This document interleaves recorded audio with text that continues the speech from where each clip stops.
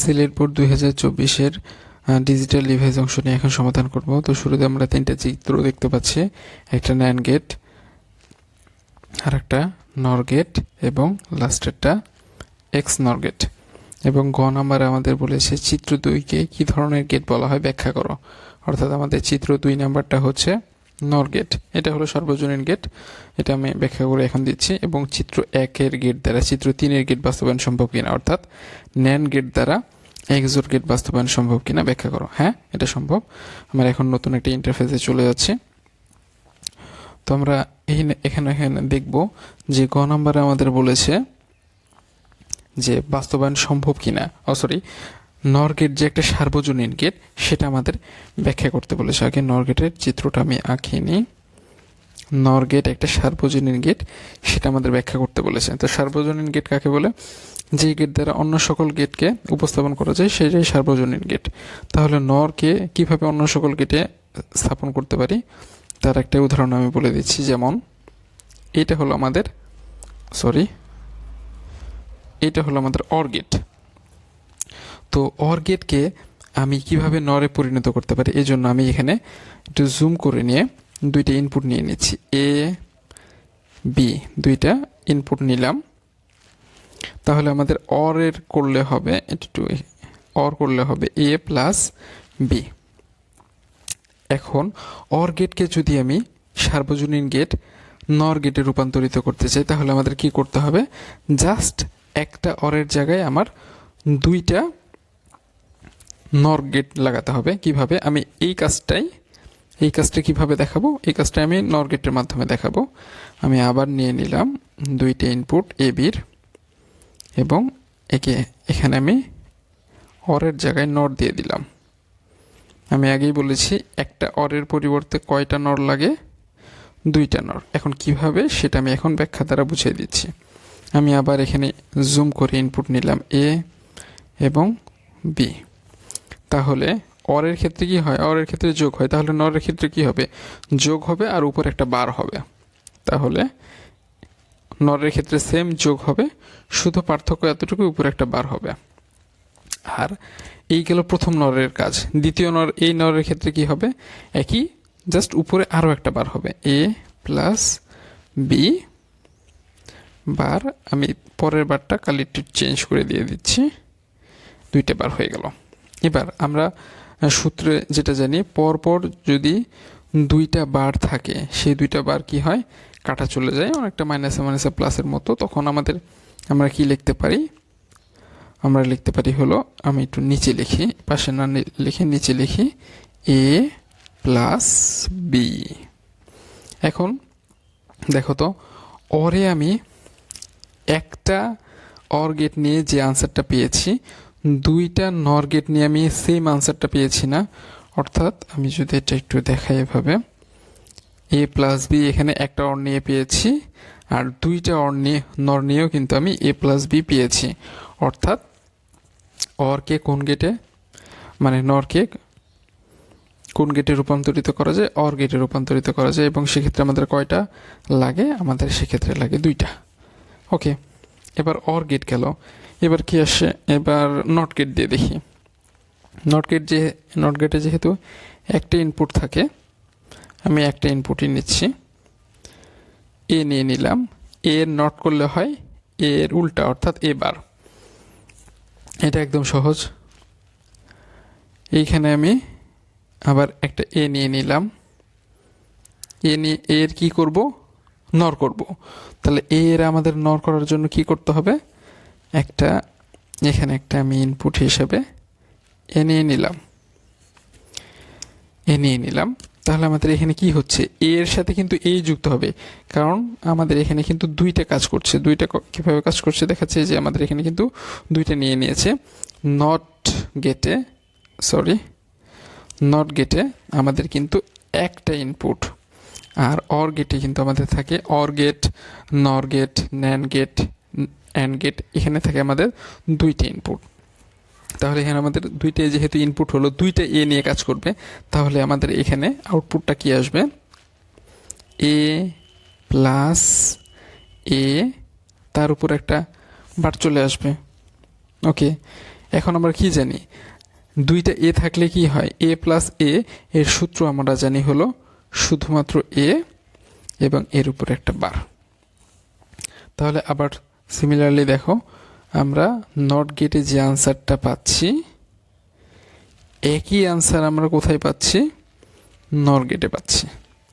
তো আমরা বলতে পারি নর গেট একটি সার্বজনীন গেট। আমি আরও একটা উদাহরণ দিয়ে দেখানোর চেষ্টা করছি। আমি এগুলো একটু বক্স করে রাখি, তাহলে তোমাদের বুঝতে সুবিধা হবে। এইটা এতটুকু হলো আমাদের কিসের কাজ, একটু হ্যাঁ এতটুকু হলো আমাদের অরকে নরে পরিণত করলাম সেটার কাজ।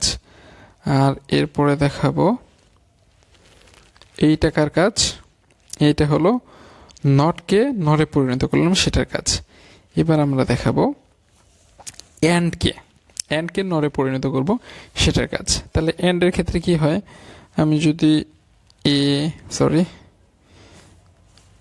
এ আর বি দুইটাই ইনপুট নিলাম এবং তাদের কি করব, অ্যান্ড করব, তাহলে আমাদের কি হবে, জাস্ট গুণ হয়ে যাবে এ ইন্টু বি।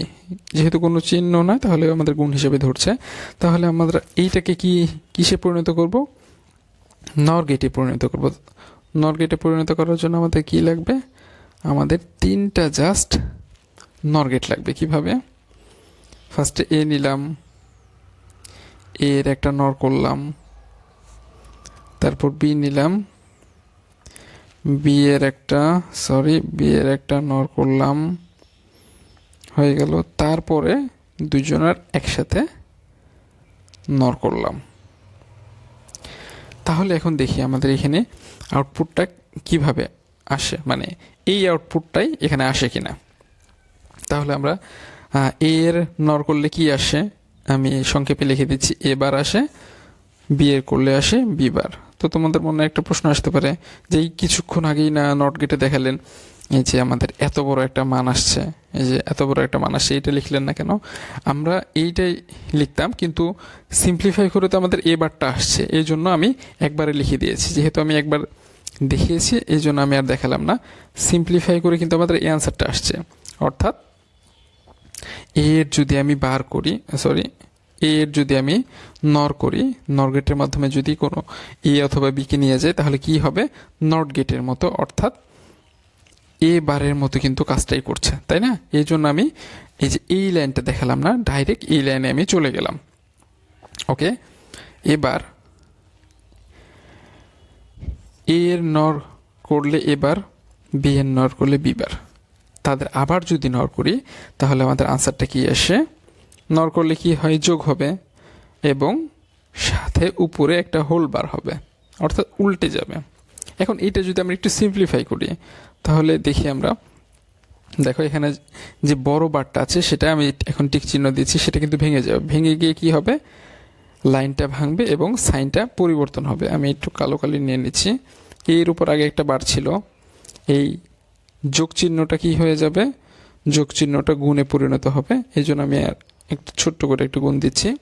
আচ্ছা, এর উপর একটা বার ছিল, বি এর উপর একটা বার ছিল, কিন্তু এর উপর আমি যে বারে এই যে দাগ দিয়েছি, উপরে যে কালো কালির বারটা, এই বারটা কিন্তু যে বারের পাশে আমি দুইটা সবুজ কালির দাগ দিয়েছি আরও একটা দাগ দিলাম, সেই বারটা ভেঙে যাবে, ভেঙে গিয়ে এর উপর কিছুটা আসবে, বি এর উপর কিছুটা যাবে। এবার একটু ভালো মতো দেখো তো, আবার এখানে দুইটা বার আছে না, তাহলে দুইটা বার থাকলে কি হয়, দুইটা বার পরস্পর কাটাকাটি চলে যায়, অর্থাৎ আমরা আলটিমেটলি যে রেজাল্টটা পাচ্ছি সেটা হলো এ ইন্টু বি। এবার দেখো, এবার আমরা এন্ড গেটে কি আনসার পেয়েছিলাম, এ বি, নর গেটেও কি আনসার পেলাম, এ বি। তাহলে আমাদের দুইটা সিমিলার না, এই জন্যই আমরা বলতে পারি নর গেট হচ্ছে একটা সার্বজনীন গেট। কেননা নর গেট দ্বারা অন্য সকল গেট উপস্থাপন করা যায়। তাহলে এই হলো, আমরা বলতে পারি এটা হলো আমাদের গ নাম্বারের আনসার। সার্বজনীন গেট কাকে বলে, যে গেট দ্বারা অন্য সকল গেট উপস্থাপন করা যায় তাকে সার্বজনীন গেট বলে। এখন সার্বজনীন গেট কেন হলো এই জন্য আমরা সবগুলো ব্যাখ্যা করে দিলাম। এরপরে আমরা ঘ নাম্বারে আনসার দেব। ঘ নাম্বারে আমাদের যেটা বলা হয়েছিল সেটা হলো আমাদের দুইটা চিত্র ছিল। এক নাম্বার চিত্র ছিল এরকম, এটা হলো ন্যান্ড গেট। ন্যান্ড গেট দ্বারা আমাদের 3 নাম্বার যে চিত্রটা ছিল সেটা হলো এইরকম।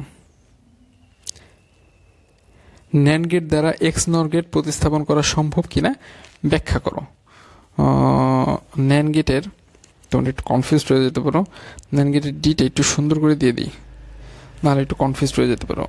এই যে এটা হলো ডি, এটা হলো ন্যান্ড, আর এটা হলো আমাদের, এটা হলো ন্যান্ড, এটা হলো আমাদের এক্স নর।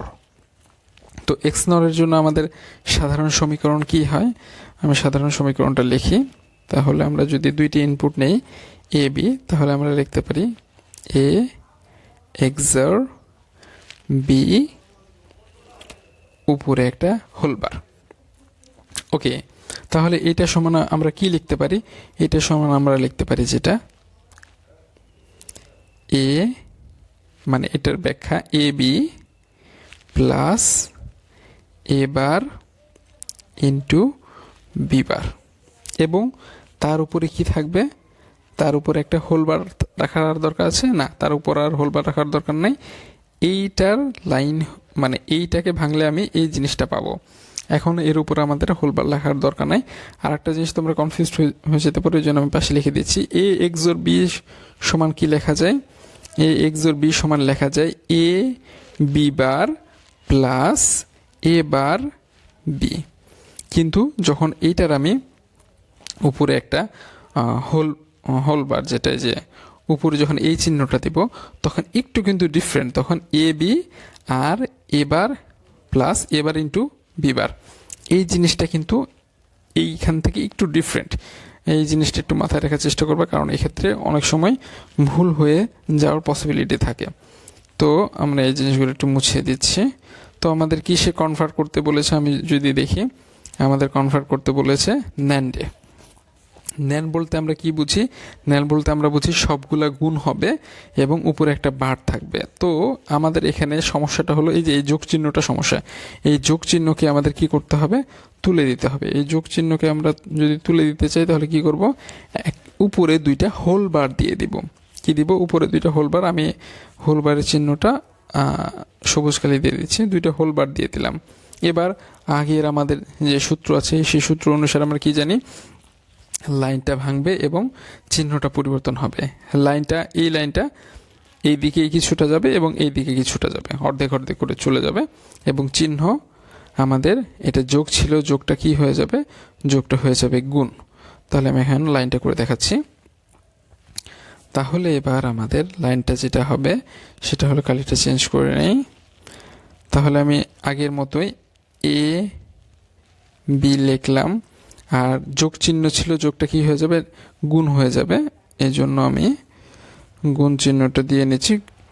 আর এ বার ইন্টু বি বার। এবার আমাদের সবুজ কালির যে বারটা ভেঙেছে সেটা কি হবে, সবুজ কালির ভারটা অর্ধেক এদিকে দিয়ে দিলাম, বাকি অর্ধেক এদিকে দিয়ে দিলাম, এবং উপরে কিন্তু আমাদের সবুজ কালির আরও একটা বার থাকলোই। ওকে, এবার এখন তোমাদের মনে একটা প্রশ্ন থাকতে পারে, আমি কি উপরের যে সবুজ কালির বারটা আছে সেটা কি আবার ভাঙবো নাকি ভাঙবো না। এই যে উপরের যে সবুজ কালির যে বারটা আছে সেটা কি আবার ভাঙবো কি ভাঙবো না। এখন এইটা যদি আমি আবার ভাঙি তাহলে এটা ভাঙলে আবার কিন্তু এখানে, এটা যদি ভাঙি আবার কিন্তু এখানে একটা যোগ চিহ্ন আসবে। আমাদের তো যোগ চিহ্ন নিয়ে আসার কোনো দরকার নাই, আমাদের যেহেতু যোগ চিহ্ন নিয়ে আসার কোনো দরকার নাই, তা সেহেতু আমরা এই টিক চিহ্ন যেটা দেওয়া আছে সেই বারটাকে আর ভাঙবো না। তাহলে কি করব, এইটাই আমরা সার্কিটে উপস্থাপন করব, কারণ এইটা আমাদের কি গেট হয়ে গেছে, ন্যান্ড গেটের মাধ্যমে উপস্থাপন হয়ে গেছে। তাহলে আমরা যদি সার্কিটে উপস্থাপন করতে যাই, আমি একটু সাইডে নিয়ে নিচ্ছি। হ্যাঁ, সার্কিটে যদি আমি উপস্থাপন করতে যাই, কালারটা নিয়ে নিলাম, তাহলে আমরা লিখি এ আর বি, দুইটা ইনপুট নিলাম। ফার্স্টে আমরা এই অংশটা নিয়ে কাজ করব, এ বির উপর শুধু একটা বার। তাহলে যদি আমরা দেখি এ বির উপর শুধু একটা বার, যেহেতু এটা নট গেট, তোমাদের খেয়াল রাখতে হবে একটা নট গেট মানে একটা ন্যান্ড গেট। তাহলে এখানে কি হলো, এ বি এর উপর হোল বার। এরপর আমরা কোন অংশ নিয়ে কাজ করব, এরপর আমরা এই অংশটুকু নিয়ে কাজ করব। তাহলে আমরা শুরুতে দেখতে পাচ্ছি এ এর উপর একটা বার, বি এর উপর একটা বার, আলাদা আলাদাভাবে, এবং তারপরে হোল বার। তাহলে আমরা আগে নেই বি কে। তাহলে এখন কি করতে হবে, বি কে তাহলে বি এর একটা নট করতে হবে। এখন একটা নট মানে একটা ন্যান্ড গেট, তাহলে বি এর জন্য একটা ন্যান্ড করে নিলাম। ওকে, তাহলে এখানে আমাদের আউটপুট আসবে বি বার। এরপর এর জন্য কি করব, সিমিলারলি এর জন্য আমরা একটা নট করে নিব। একটা নট মানে একটা ন্যান্ড। বি বার হয়ে গেল, এবার হয়ে গেল। এখন এবার আর বিবার আবার কি হবে, যুক্ত হবে। কিভাবে যুক্ত হবে, ন্যান্ড গেট দ্বারাই যুক্ত হবে। আবার ন্যান্ড গেট দ্বারা যুক্ত করলাম। তাহলে আমাদের এখানে আলটিমেট আউটপুট আসে এ বার ইন্টু বি বার, উপরে হোল বার। হোল বারটা যেহেতু সবুজ কালির, আমি সবুজ কালি দিয়ে দিলাম। এতটুকু আমাদের হয়ে গেল। লাস্ট অফ অল শেষে পুরাটার উপর একটা বার হবে। আমি এখান থেকে একটু টান দিয়ে নিচ্ছি, এই যে এই লাইনটা, এর উপর একটা পুরোটা হোল বার দিয়ে দিলাম। তাহলে উপরের যে সবুজ কালির বারটা সেটা আমাদের হয়ে যাবে। তাহলে আমি এখানে একটু জুম করে লিখি, A B into A bar B বার, তারপর সবুজ কালির বারগুলো দিয়ে দিব। সবুজ কালির বারটা কেমন ছিল, এটার উপর অর্ধেক, এটার উপর অর্ধেক, তারপর পুরাটার উপর একটা বার। ওকে, তো এই লাইনটা একটু বেশি হয়েছে, এটা আমি একটু মুছাই দিচ্ছি। বেশি আবার মুছে গেল, আচ্ছা সমস্যা নাই, আমি আবার টান দিয়ে নিচ্ছি। হ্যাঁ, এবার আমি এখান থেকে টান দিয়ে নিচ্ছি। কালিটা কালো কালি করে দেই, মানে কালি ভিন্ন কালার নেওয়ার উদ্দেশ্য হলো যাতে তোমাদের মানে কোনটা ভাঙছে যাতে কোনো কনফিউজ না হয়। তো এই হলো আমরা কি করলাম, এক্স নর গেটকে ন্যান্ড গেটের মাধ্যমে উপস্থাপন করে ফেললাম। এই কালিটা মনে হয় একটু হ্যাঁ, এক্সর গেটকে আমরা কি করলাম, এই কালিটা একটু মিশে গেছে। এই কালিটা আমি আবার একটু দিয়ে দিচ্ছি, হালকা একটু মিশে গেছে। এই যে দেখো, এই কালিটা একটু মিশে গেছে। এটার জন্য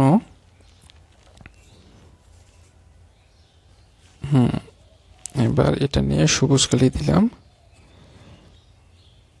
এই দিয়ে দিলাম। তো আমরা কি বলতে পারি, আমরা বলতে পারি এক্স নর গেটকে আমরা কার মাধ্যমে উপস্থাপন করলাম, এক্স নর গেটকে আমরা উপস্থাপন করলাম কার মাধ্যমে, ন্যান্ড গেটের মাধ্যমে।